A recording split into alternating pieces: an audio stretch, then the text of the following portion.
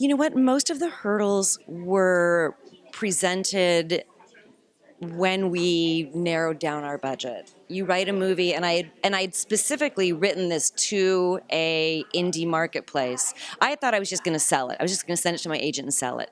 And it was my husband and Albert who said, "No, we can make this movie." And I said, "Okay, if you think so."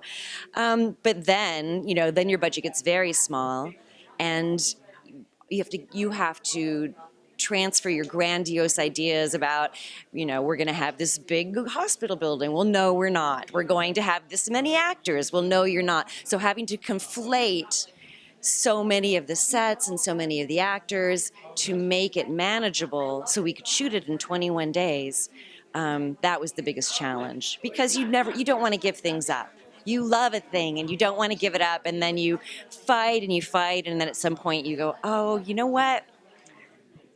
We have to keep this emotional resonance, but this particular place, this particular thing, this particular person, that we could make them go away. We could figure out a way to make it faster and cheaper. You've got to be able to make it fast and cheap. There's this whole amazing scene in this.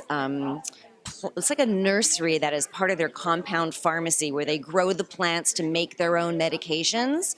And that came out of the fact that we couldn't get an actual science lab. We wanted a lab with rats and, looking very, beakers and all of that. And we just couldn't find it. And to dress a set with that was prohibitively expensive.